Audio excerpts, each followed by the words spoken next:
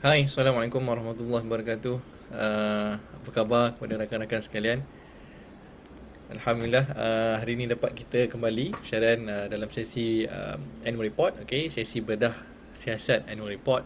Dan untuk hari ini, salah satu syarikat yang didagangkan di Bursa Malaysia, iaitu Sedania, okay, Sedania Innovator Berhad, yang baru menerbitkan ataupun mengeluarkan laporan kewangan bagi tahun 2020.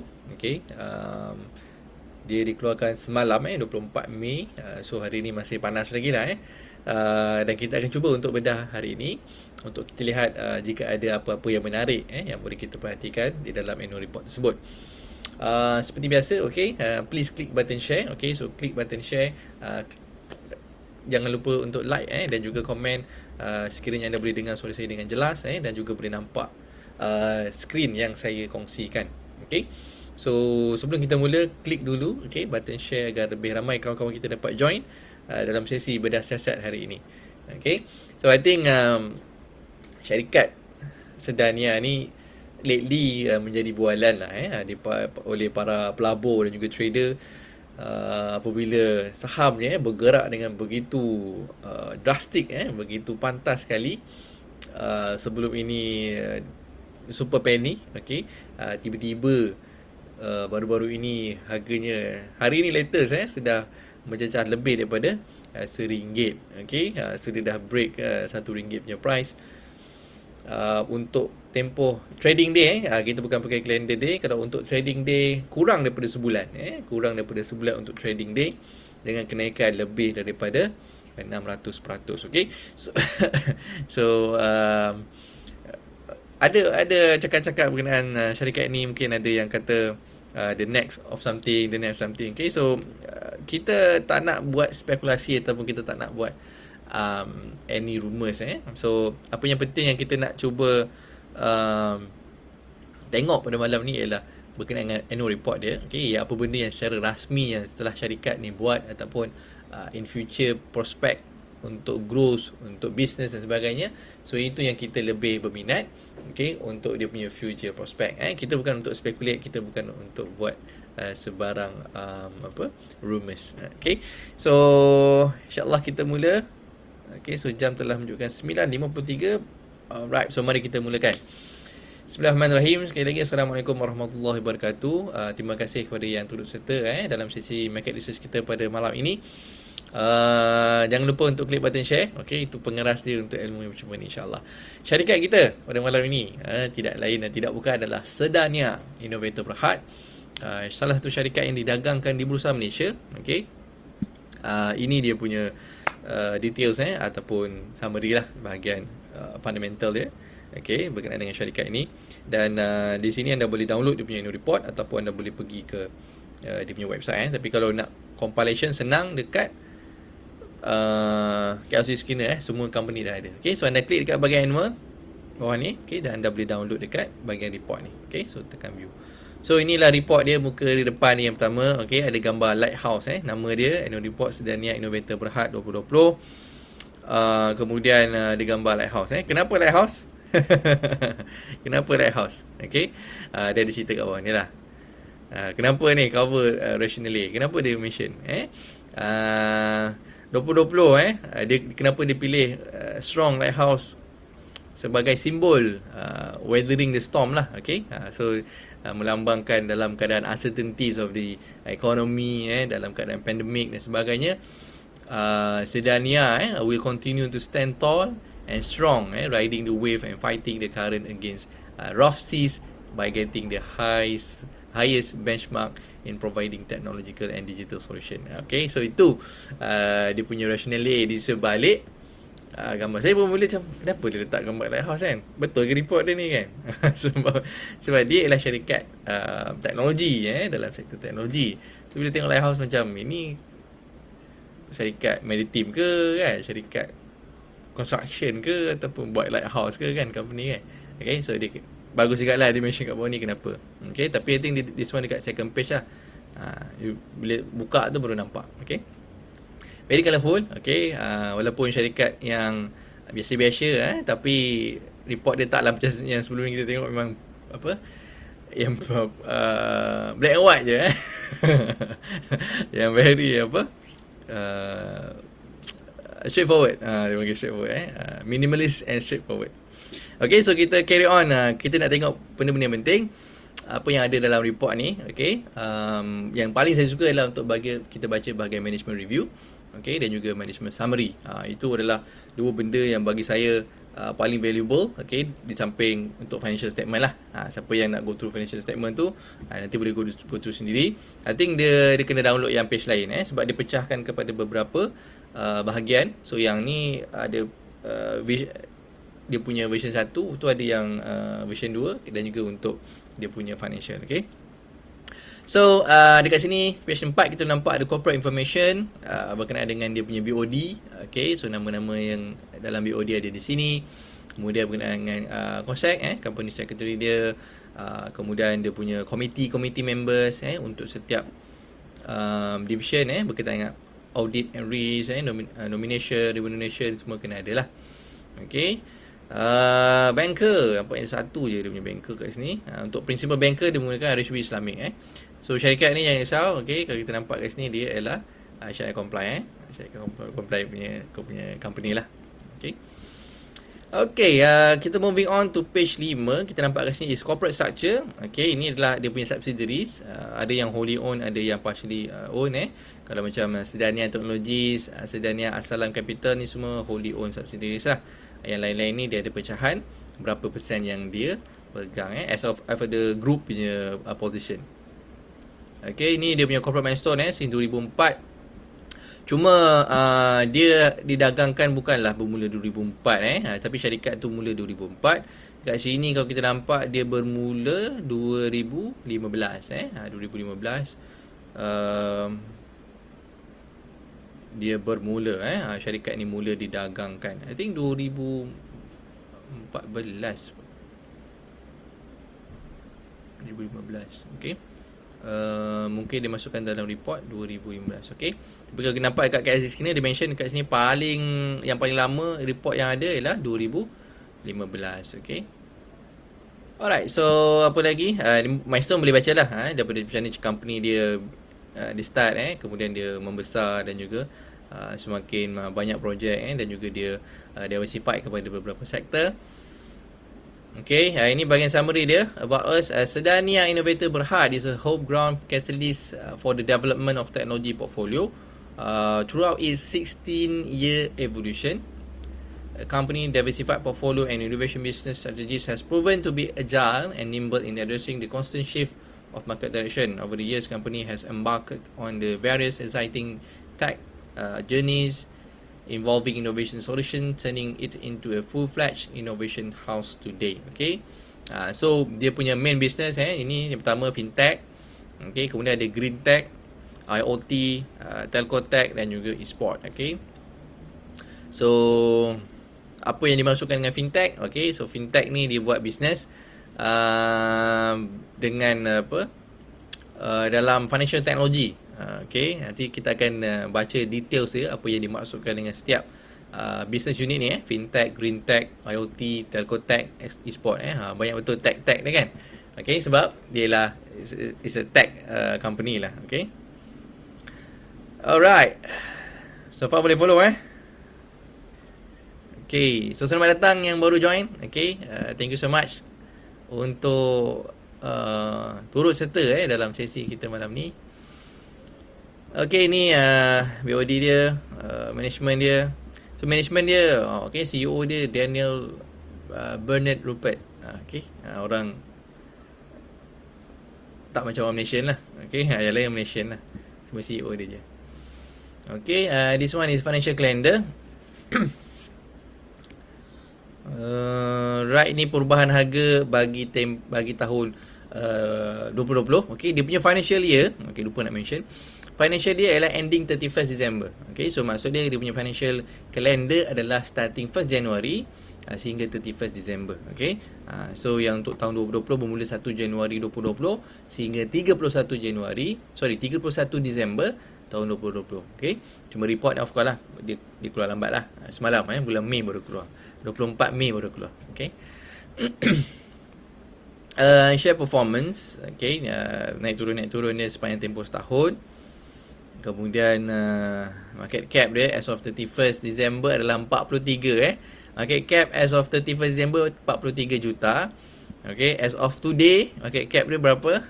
Market cap dia kita nampak kat sini 363 juta Daripada 40 berapa tadi? 43 juta. Okay, jadi 363 juta.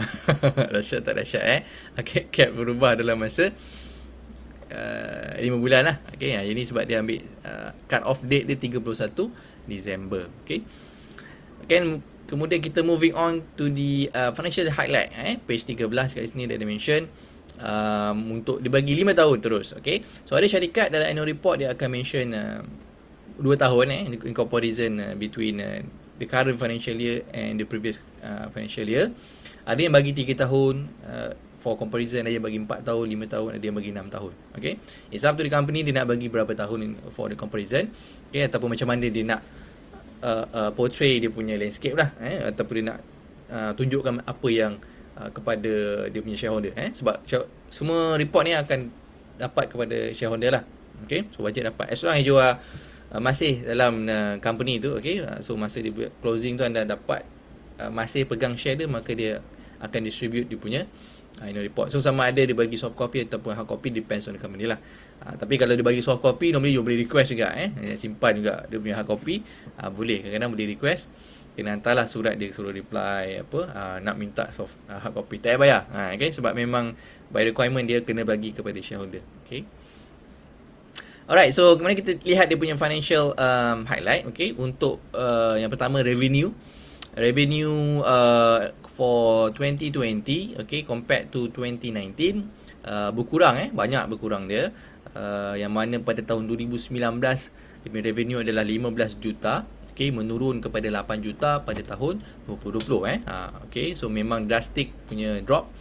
Dan juga kalau kita lihat kepada dia punya profit after tax PAT, profit after tax dekat sini berkurang juga. Okay, so maknanya tahun 2019 ni untung lagi, okay, tapi tahun 2020 rugi. Okay, berapa banyak rugi?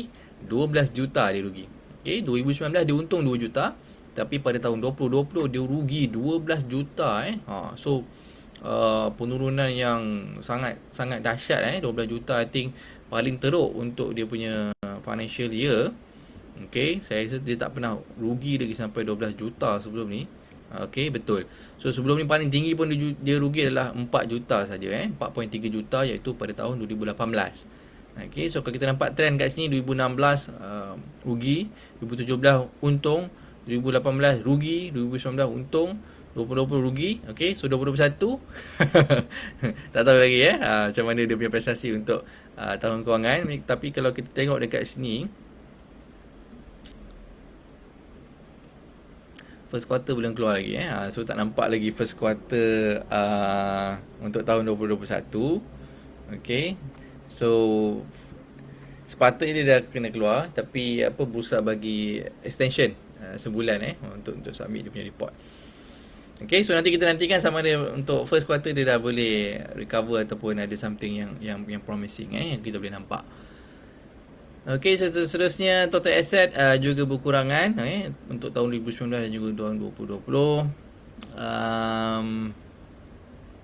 Earnings per share juga menurun lah, sebab rugi. Of course 2020 earnings per share dia rugilah kat sini. Okay, sama ada tak dia bagi dividen walaupun rugi? Tak ada So last dia bagi dividen adalah pada tahun 2017. So dia tak ada declare dividen. Okay, so ini ialah key performance highlight dia dalam bentuk chart. Okay, untuk anda yang suka kepada chart, tengok kat sini lah, senang. Okay, yang tadi tu di dalam bentuk table. Okay, so mungkin ada orang tak suka table, ada suka tengok ni, suka sekali pandang pun dah tahu lah. Okay, nampak comparison between the two colours Okay, satu ni saya tak terlepas dekat sini yang nampak dia punya key business ataupun segment revenue, okay, untuk pecahan kepada dia punya business unit ataupun business segment dia.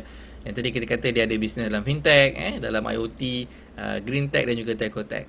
Okay, cuma dia tak ada e-sport, dia tak ada kat sini mungkin belum start lagi lah. Okay, so kalau kita nampak dekat sini fintech, okay, of course dia paling tinggi, okey, untuk tahun 2020 dengan dia punya revenue sebanyak 4 juta, okey, followed by Telco Tech 2.3 juta. Kemudian yang ketiga adalah Green Tech 1.2 dan juga IoT dia pada level revenue adalah 631,000 sahaja. Okey. So ini daripada segi ranking, Fintech nombor 1, dia punya main income untuk tahun 2020 dan dia punya main revenue untuk tahun 2020. Telco Tech, okey, Green Tech dan juga IoT. Okay, so dah kita masuk kepada tempat yang best ni, okay, iaitu di bahagian management discussion and analysis. Okay, ini yang pertama normal lah, orang akan cerita pasal COVID, pandemik, ada masalah global economy dan sebagainya. Kita dah tahu yang itu. Kita nak tengok dekat sini. Okay, so mari kita tengok dekat financial technology, fintech. Apa dia nak cerita? Fintech offering empowers financial institution with Islamic fintech solution and he has served over 71 financial institution in the country. Okay, dahsyat dia punya fintech sebenarnya telah beroperasi, okay, dan juga sekarang ni serve ataupun memberikan perkhidmatan kepada lebih 71 financial institution di Malaysia. With our proprietary fintech software platform called As-Siddiq, okay, as its core offering is a patented Sharia compliant digital commodity trading platform that facilitates secure real-time and anytime brokerage of digital commodities for financial institution. Tawarruk is a commodity murabaha, dia punya gunakan konsep commodity murabaha requirement. So dia punya main platform dia, okay, software dia dipanggil As-Siddiq tu. Digunakan untuk commodity trading, okay, untuk kepada financial institution tadilah yang 71 tu, bagi apa konsep tawarruk, yang menggunakan konsep tawarruk untuk commodity. Kemudian our LCD offering is complemented with a collaborative suite of composite banking and finance capabilities that further enables and accelerate financial institution digital readiness to complete its Islamic fintech ecosystem of solution. Okay, so fintech ni of course kita dah lama juga dengar, okay, since beberapa tahun sebelum ini berkenaan dengan financial technology, dan dijangkakan dia akan menjadi the future lah kepada all the financial industry. Dan dengan adanya platform Sedania ni, I think bagus sebab dia dah memula awal lah. Okay, dan juga dia telah ada existing customer, dan juga kita nampak tadi dia punya main revenue, okay, datang daripada this sector which is the financial technology. Dan juga dia taklah terlalu terjejas disebabkan oleh COVID. Sebab kalau kita nampak pun kat sini sebenarnya meningkat daripada 2019 ke 2020 ni. Actually dia punya revenue meningkat despite of COVID, okay. Dan rasanya sebab COVID juga orang lebih ramai nak gunakan teknologi dan juga software, okay. So maybe that's why kita boleh nampak ada increment bagi tahun 2020, okay. Okay, so kita moving on to dia punya business segment yang kedua adalah green technology. Okay, apa dia cerita, apa konsep business dia untuk green technology ni. Our green tech segment core mission is to minimize the environmental impact on our carbon footprints by helping corporation to adopt green technology through its energy saving and renewable energy solutions. The adoption of our energy saving technologies is based on the zero capex profit sharing models called the energy performance contract. Another segment of our green tech solution includes sustainable technologies in reducing carbon emission via energy efficiency and renewable energy. Okay, so dalam sektor ataupun business green tech dia, dia menggunakan kontrak jenis apa ni, energy performance contract. Okay, so dia based on berapa banyak orang tu boleh save, dan dia based on sharing lah. So dia tak ada bagi upfront pun capex, sebab dekat kat sini based on zero capex. So maknanya company yang nak hire dia untuk dapatkan this solutions, okay, green technology ni sebenarnya solution, tak perlu mengeluarkan upfront untuk capex, untuk capital expenditure, tapi dia based on berapa saving yang diorang boleh dapat daripada usaha sama yang dimaksudkan. Okay, so itu apa yang saya faham berkenaan dengan dia punya business model bagi green technology. So of course company kalau dia tak keluarkan cost, okay, kalau dia ada saving nanti baru dia boleh share profit tu. So I think why not kan, sebab kalau ada company dia kena spend dulu, dah belum tentu berjaya lagi. So susah sikit nak tarik apa new customer lah. Okay, so kalau kita pun jumpa company, okay, ada orang propose kat kita, buat dulu, okay, kalau ada kebaikan ni baru kita tengok berapa banyak kita boleh saving. So bagi saya it's a good business lah. Okay, sebab kita tak perlu nak yakinkan orang tu untuk ambil dulu sebab dia tak tengok lagi bukti. So kalau benda baru kita nak buat, normally kita kena bagi proof result first lah. So baru orang boleh senang untuk terima. Ini juga sebagai idea ataupun benda yang kita boleh lesson learn kepada entrepreneurs ataupun business owner yang kat luar, untuk mungkin ada nak memulakan bisnes yang baru, nak venture dalam segmen yang orang tak pernah ada. So untuk you being seen ataupun nak orang terima yang awal-awal ni, sebab kita tak try record, orang tak percaya lagi. So it's based on performance, based on track record yang bagus, ialah melalui business model yang macam ni. For me is a good start lah.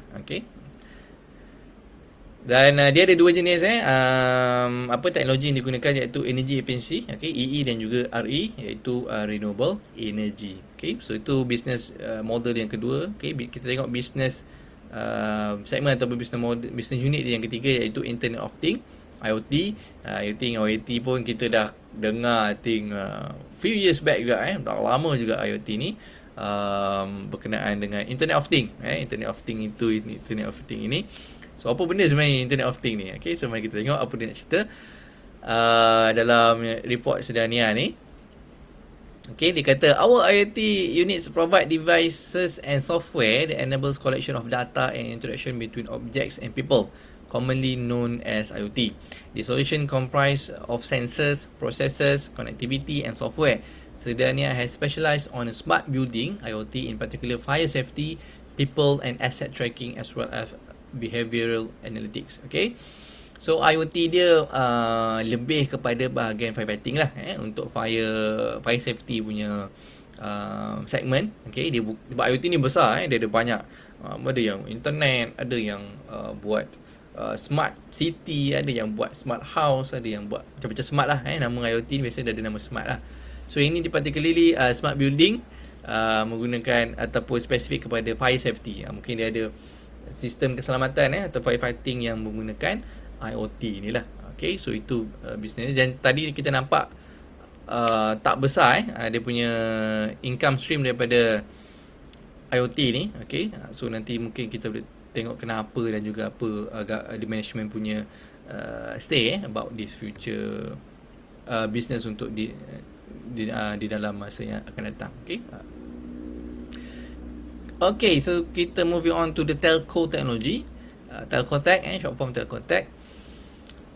Formerly known as a sharing platform, the telco tech segment markets and operates digital platform and services to the telecommunication industry. This includes its proprietary sharing platform as well as AI-powered chatbot platform, which delivers content and digital services to its subscribers. Our airtime sharing platform is well-rooted as the most relevant peer-to-peer service with tens of thousands sharing transactions per day, all going through our in-house application program interface platform offered via multiple channels. The business of IoT, green tech and telco tech. Alright. Cuba kita cerita tadi pasal telco tech ni. Dia telco tech ni dia ada usaha sama dengan syarikat telekomunikasi lah. So setahu saya yang dalam report saya tengok tadi, sempat tengok untuk dia punya annual report 2019. Dia ada mention lah, actually dia dah ada usaha sama dengan Maxis, Celcom. Awalnya dengan Celcom, awal-awal dulu dia dengan Celcom dan sekarang dengan Axiata. Dia ada di Malaysia dan juga dia ada di Bangladesh, kalau tak saya Bangladesh atau Nepal. So dia membuat servis airtime sharing platform. Apa maksud airtime sharing platform ni? Dia adalah perkongsian macam kita guna prepaid. Prepaid tu mostly dia untuk prepaid. Kita bagi airtime sharing, maknanya kalau kita ada prepaid sekian-sekian, kita nak transfer kat kat kawan kita contohnya, sebab dia tak ada prepaid contohnya. So kita gunakan prepaid. Ini dulu rasanya zaman kita guna prepaid very popular.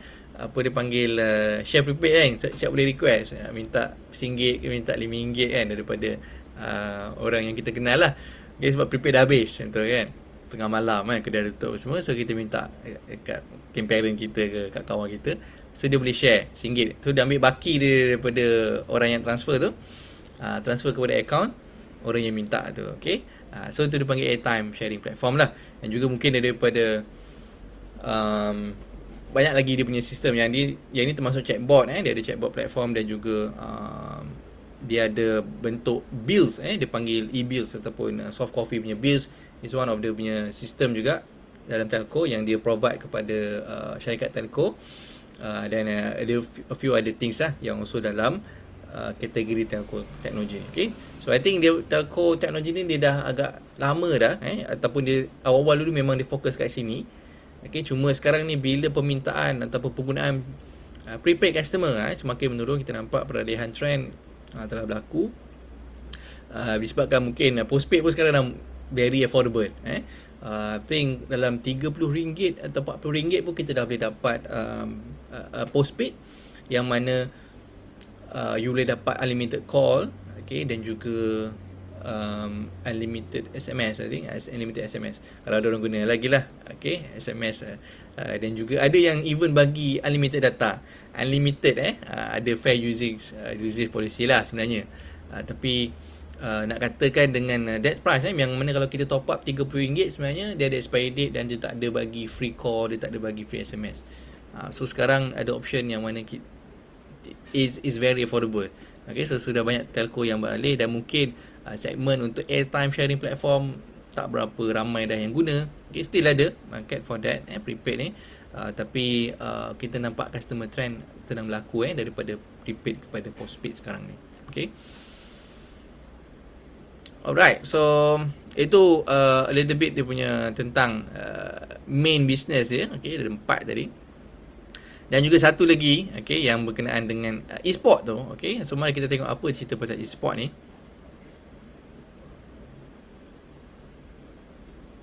In addition to focusing on our core business in ST, SB and SASC, we also seek to develop other strategies, investment projects to enhance income stream and maximize shareholder value.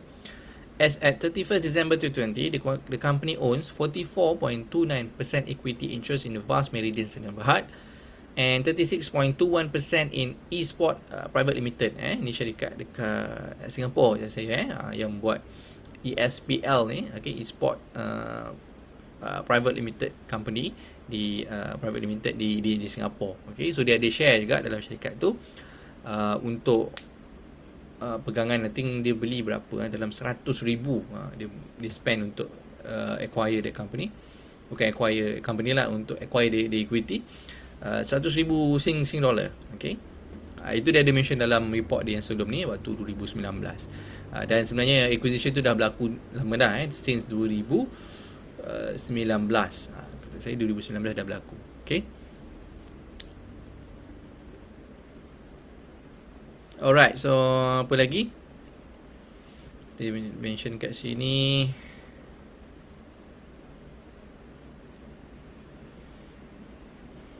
Ini summary dia, okay, untuk revenue dan juga net earnings. Okay, so nampak perubahan dia. 2020 is rugi negatif 12 juta. Okay, so kenapa harga boleh naik? Nanti kita buat ulasannya mungkin di hujung nanti. Okay, saya tengok dulu line. Okay tak? Connection. Alright. So far, okay, ada apa feedback bukan syarikat ni kalau nampak prestasi kewangan dia tadi?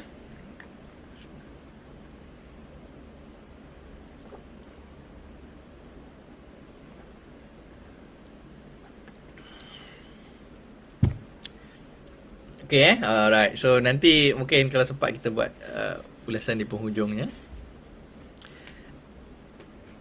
Dan kita sambung. Okay, ini sama cerita pasal COVID. Okay, good. Kerja dari rumah, work from home. Revenue tadi. Okay, so dimension ni operationally the business fintech and telco tech tak terjejas sebabkan oleh COVID. Sebab yalah benda tu benda yang software melibatkan platform online sebagainya, of course dia tak ada terjejas lah. Okay, dan even sebenarnya meningkat fintech kalau nampak tadi meningkat sebenarnya untuk tahun 2020. Tapi yang terjejas contohnya green tech sebab dia nak pasang installation and services tu terganggu ataupun terpaksa delayed. Okay, sebab dia melibatkan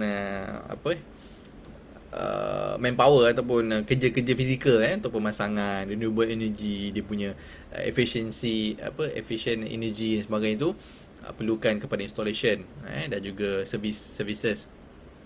So of course itu terganggu apabila lockdown tahun lepas lah. Okay, kita punya first PKP 1.0 dulu. Okay, yang berjaya dulu lah.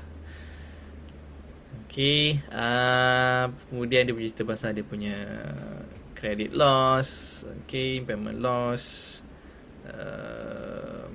Okay, sama result tadi pun sama kita dah tengok. Okay, cuma tambahan dekat sini dia tambah ada changes sama ada positive changes ataupun negative changes dalam bentuk percentage. Okay, so nampaklah sebenarnya revenue menurun berapa banyak, menurun negatif 40%, 46%. Okay, kalau earnings berapa, profit after tax, menurun lebih daripada 100, tapi 100 lebih 100%, negatif 100%, bukan positif. Okay, so ni in comparison untuk dia punya business unit tadi. Okay, business daripada segmen yang berbeza tadi, fintech, IoT, green tech, telco and others. Menarik ni, others yang ada 4,000 ni. Mana datang revenue 4,000 ni kan? Okay, 4,000 je. Okay, kemudian kita lihat kat sini. Tapi surprisingly negatif 12 juta rugi tu agak besar sebenarnya bagi saya untuk syarikat ni, sebab dia punya dengan revenue dia yang sebegitu dan tiba-tiba rugi 12 juta.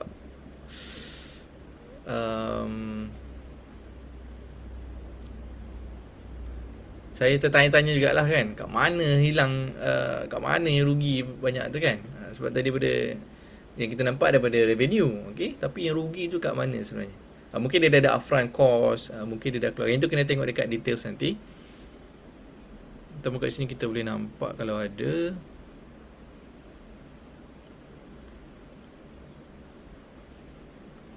Dia cerita tak kat sini kita tengok.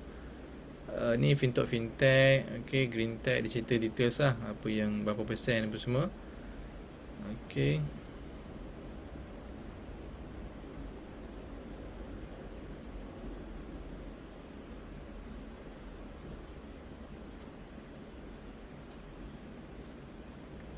Okay.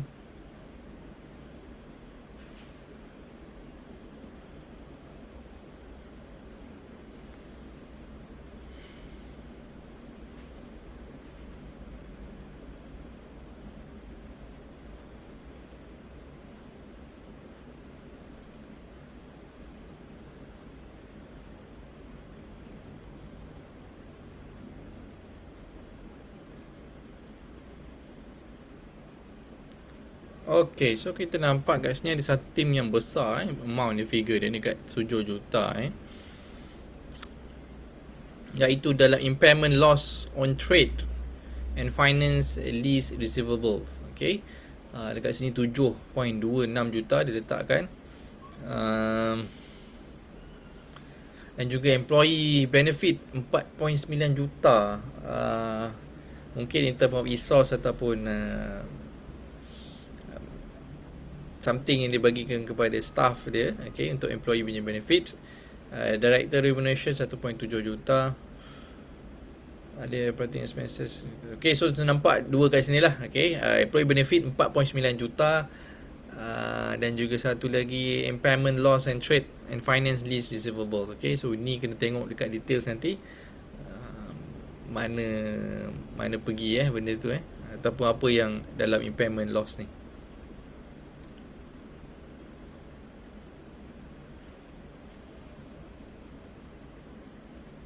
So employee benefit kalau kita nampak kat sini dia mention, okay, salaries, okay, wages, bonuses, allowances, defined contribution plan and related benefit. Employee benefit expense decreased marginally by 6.4%. Oh, okay, menurun lah banding dengan 2019. Ni untuk semua lah berkaitan dengan employee, gaji, bonus, allowance dan sebagainya. Okay, justify. Cuma untuk impairment loss tadi tu, Tak ada kat mention.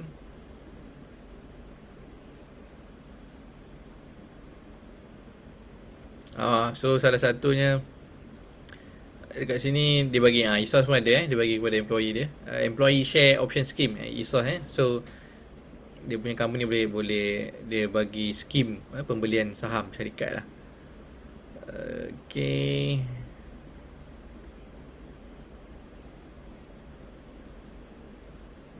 Okay, ni mention dekat sini.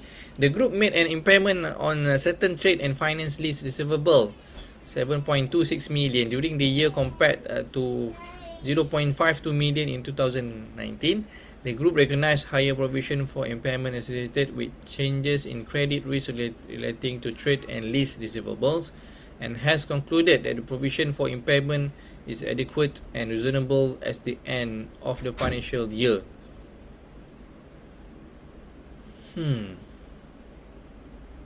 Masih tak jelas lagi, okay. Yalah, dia kata dia untuk impairment dan juga ada credit risk based on dia punya ada trade loss, receivable dan sebagainya. Tapi 7.26 million tu masih banyak lagi lah bagi saya, sebab compare to 2019, okay, hanyalah 520,000 saja. Okay, yang ni jadi 7 juta ni. Okay, right. Kalau ada animation lagi kat sini, kalau kita boleh nampak.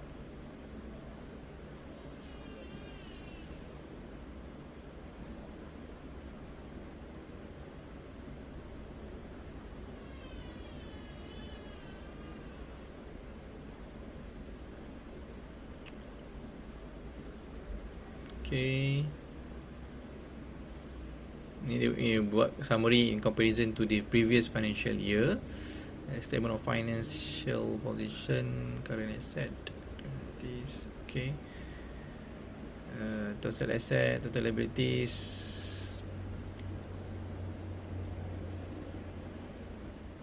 Number of share 302. Total decrease. Asset berkurangan daripada 35.49 juta kepada 31.11 juta. Liabilities berkurangan, okay, bagus, daripada 3.98 kepada 3.37. Shareholder equity berkurangan. NTA, net tangible asset, berkurangan, okay.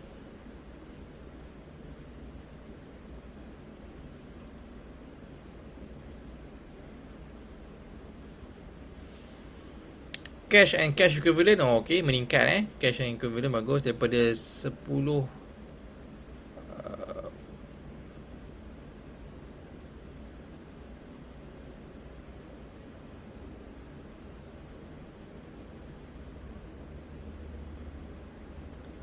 macam mana dia kata 1.84 juta ni?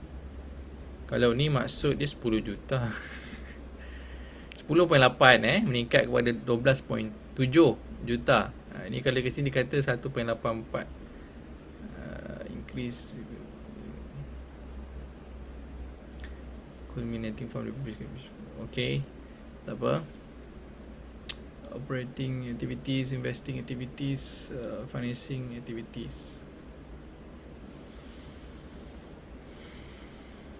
Okay. Oh, detail juga dia punya management ni. Biasa orang tak tunjuk semua benda ni. So yang ni memang very detail juga dekat bahagian summary ni. Okay. Okay, movement in cash and cash equivalent. Right.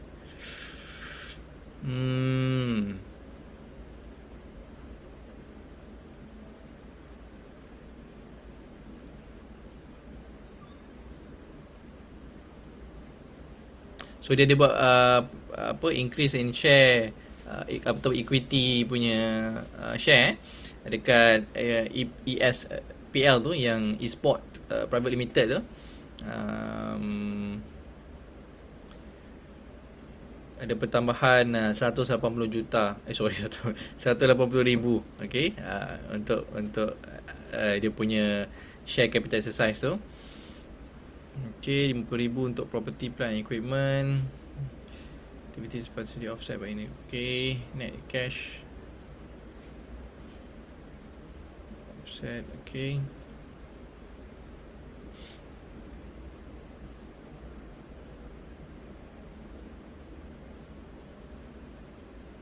Dividend tak ada. Okay, last 2017 yang kita dah mention tadi. Revenue of operating segment. Ni pun tadi macam dah ada je kat atas. Okay, fintech. Okay, ni details lah. IoT. Dia tunjuk dalam in term of comparison 3 tahun sebelum So IoT banyak dulu 2018. 2019 berkurangan, 2020 pun berkurangan. Okay. Fintech dan juga Telco Tech.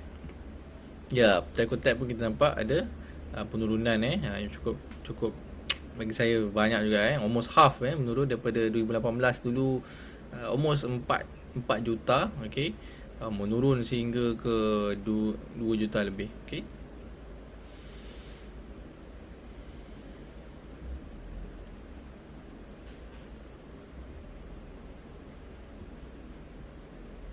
Ini bahagian risk related to our business operation, okay.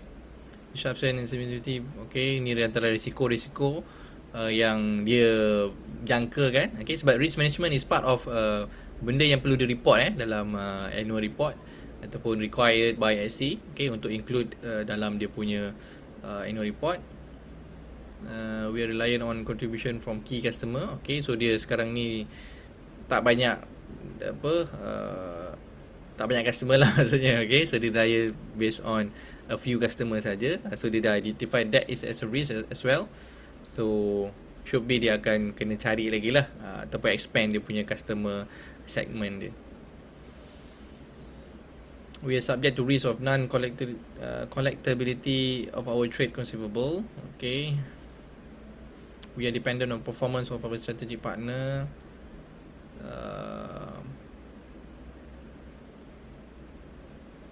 Our business is concentrated in Malaysia, itu part of the risk also, okay. Semua yang dekat main business dia dekat Malaysia saja. Kalau apa-apa jadi kat Malaysia, so habislah maksudnya so business dia hanya depends pada satu negara saja. Bukanlah satu je, main dia daripada Malaysia saja.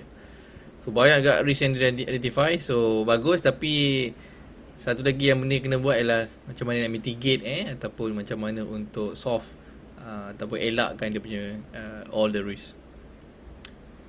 Okay, this one thing the last part lah, okay, outlook and trends and prospect.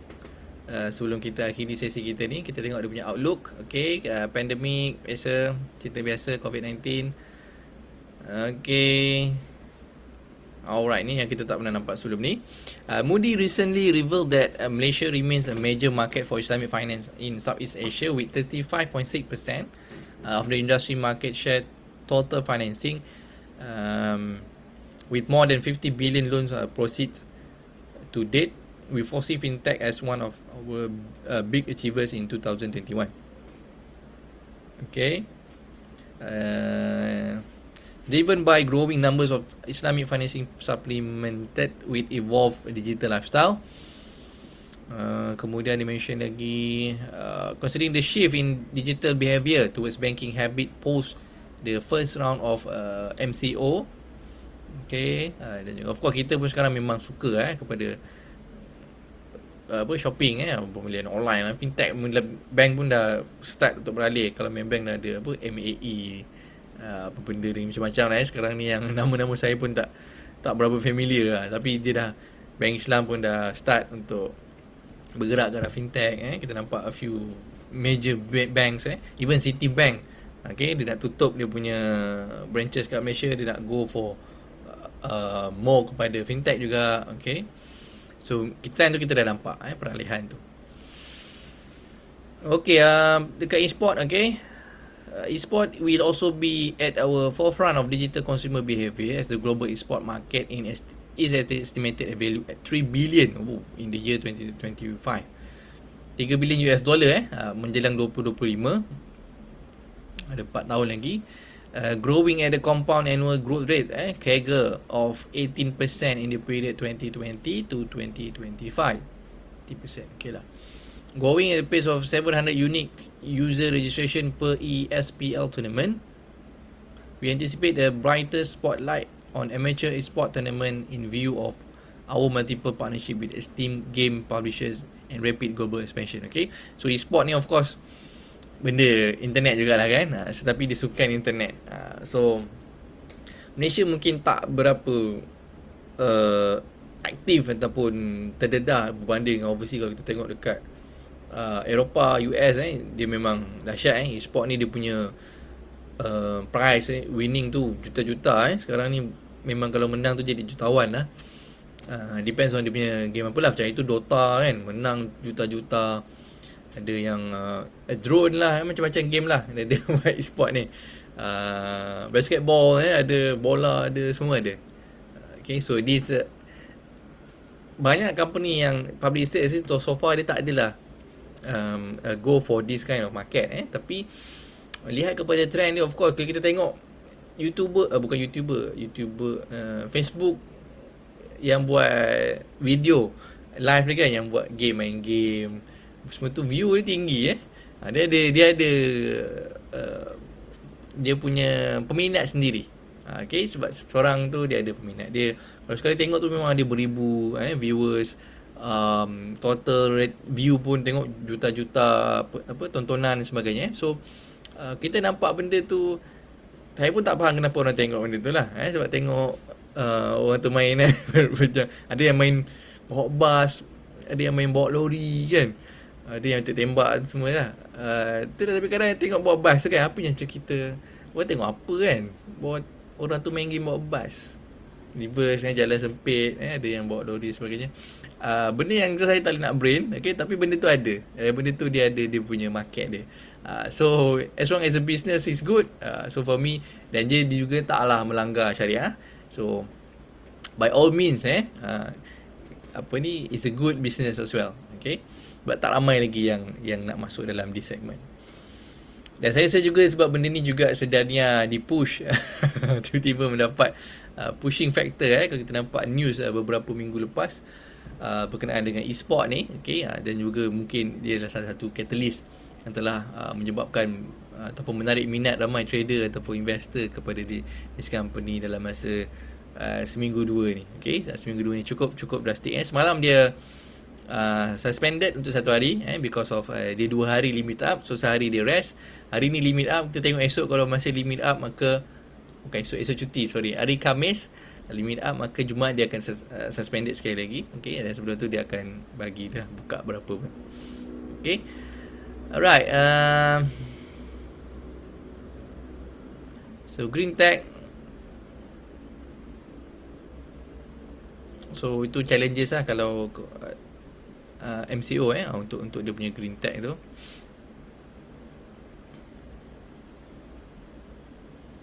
Tapi I think Green Tech dia ada market, atau in the future dia tu memang ada prospek. Memang ada prospek untuk renewable energy, efficient energy dan sebagainya. Cuma ialah bila kita nampak dekat revenue dia tadi memang beratus ribu je kan tadi, beberapa ratus ribu je. So jatuh banyak jugalah because of during MCO tu dia terjejas, dia punya progress tu terjejas. Ada program mungkin installation dia, ada services dia terjejas, so menyebabkan dia punya revenue sangat berkurangan. Okay, but bagi saya that is also the part of future. Banyak yang kita tengok sedarnya ni dia punya bagus sebab benda semua yang untuk future dia dah tap in awal. Pertama fintech, kemudian e-sport tadi, dan juga dia punya untuk green tech. So IoT tu dia terlalu niche. Bila kita tengok tadi IoT dia kepada fire safety je, so macam bagi saya dia terlalu niche lah, terlalu kecil skop. Sebab IoT ni sebesar. Cuma untuk fire safety bagi saya lah personally tak ada sangatlah demand for that. Sebab kalau kita tengok report 2019 dia mention sebenarnya dia dapat ada satu projek dengan bomber untuk tempoh 5 tahun, dan itu saja yang dia mention. Dia bukan dapat daripada company apa dan sebagainya. Itu kita tak ada, dia tak nampak lah. Okay, tapi yang ketiga, yang pertama tadi fintech, of course ada market e-sport dan juga green tech ni. Okay, apa lagi?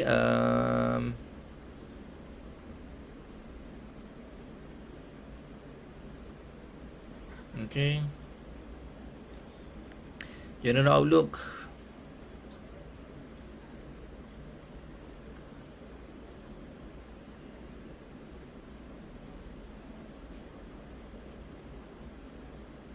Okay, I think that's all untuk annual report ni. Okay, masa pun dah hampir sejam kita bersama. Kita bedah tadi, banyak juga dia punya sebenarnya management discussion and analysis dia ni. Cukup details walaupun sebenarnya normally orang letak summary je. Okay, tapi bagi saya cukup informatif dan juga cukup padat maklumat yang disediakan. Tak payah buka financial pun tadi. Cuma saya tadi nak cari juga kat mana tadi tu impairment loss tu 7 juta tu yang menyebabkan dia mengalami kerugian sehingga 12 juta bagi tahun financial year 2020. Okay, so hopefully you guys gain something daripada sesi kita hari ini, insyaAllah. Dan jangan lupa please click button like dan juga please share. Okay, share this video. Kita kongsikan ilmu yang kita ada dengan orang lain, insyaAllah. Moga-moga ilmu kita juga Allah tambah lagi Okay, so jangan kena ikut ilmu, kita share. Okay, siapa yang kena ikut ilmu ni dia stuck sikit dia punya ilmu dia tak boleh nak kembang sebab tahap tu je. Tapi kalau kita bagi insya-Allah Allah tambah lagi Allah bagi lagi ilmu dia kat kita, insya-Allah. Okay, so I hope you guys gain something. Okay, dan juga insya-Allah kita akan jumpa lagi dalam sesi yang akan datang. Okay, dalam tajuk-tajuk yang berbeza dan juga dalam analisa annual report yang berbeza, insya-Allah. Saya doakan anda sekeluarga dalam keadaan sejahtera dan jauhkan daripada COVID-19, insya-Allah. Dan saya akhiri dengan Assalamualaikum warahmatullahi wabarakatuh.